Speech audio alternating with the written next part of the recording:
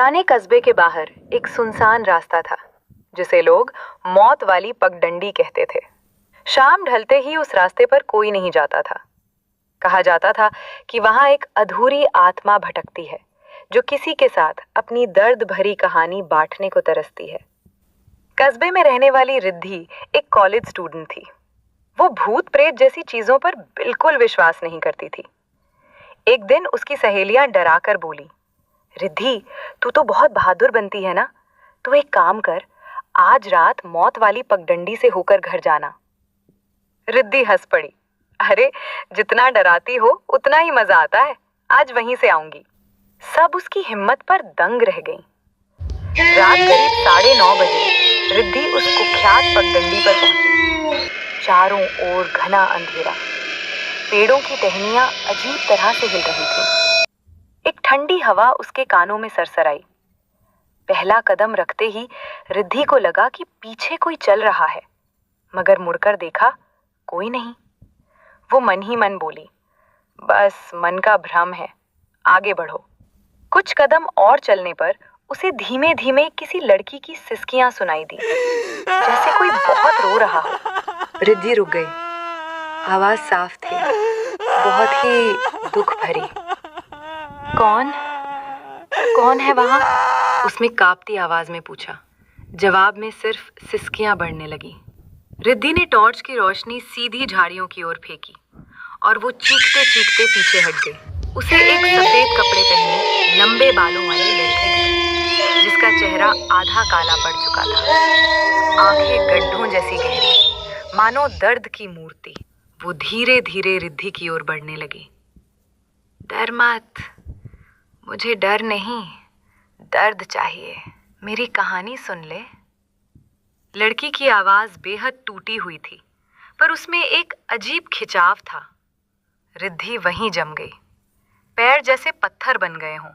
सफेद कपड़े वाली लड़की पास आकर बोली, मेरा नाम अनामिका था, मैं इसी रास्ते से गुजरती थी। एक रात कुछ लोगों ने मुझे रास्ते में रोक लिया। मैंने भागने की कोशिश की, पर वो रोने लगी। उसकी आवाज गले से नहीं, जैसे सीधे दिल से निकल रही थी। रिद्धि ने कांपते हुए पूछा, क्या हुआ तुम्हारे साथ? अनामिका ने खाली आंखों से उसे देखा। मेरी लाश को इस पगडंडी के पास फेंक दिया गया। किसी ने मुझे ढूंढा नहीं, ना इंसाफ मिला, ना कोई अपनापन। मैं रोज किसी का इंतजार करती हूँ कि कोई मेरी कहानी सुने, मुझे याद करे। फिर उसकी आवाज अचानक बदल गई, तेज, गहरी, डरावनी। पर जो मेरी कहानी सुनता है वो मुझसे जुड़े बिना जा नहीं पाता। रिद्धि का दिल जोर से धड़का। तुम मुझसे क्या चाहती हो? अनामिका ने रिद्धि के कान में फुसफुसाया। तुम मेरे जैसी हो, बहादुर, अकेली और मजबूत। इसीलिए तुम मेरी कहानी सुन सकती हो, मुझे मुक्ति दिला सकती हो। रिद्धि हिम्मत जुटाकर बोली, कैसे? अचानक जमीन से धुआं उठा, हवा तेज होने लगी, पेड़ जोर जोर से हिलने लगे। अनामिका की आंखें लाल हो उठी। वो चिल्लाई, उन लोगों को ढूंढो जिन्होंने मुझे मारा, मेरी आत्मा तभी मुक्त होगी। रिद्धि डर के मारे कांप गई। मैं कोशिश करूंगी। अनामिका धीरे से मुस्कुराई, मगर वो मुस्कान इंसानी नहीं थी, एक अधूरी आत्मा की थी। जैसे ही रिद्धि ने हाँ कहा, अनामिका धीरे धीरे पीछे हटने लगी। उसका चेहरा पहले जैसा दर्द भरा हो गया। जाओ, मगर याद रखना, अब तुम मेरी कहानी का हिस्सा हो। अगर पीछे मुड़ी तो मैं हमेशा के लिए तुम्हारे साथ चलूंगी। रिद्धि तेजी से पगडंडी से भागने लगी।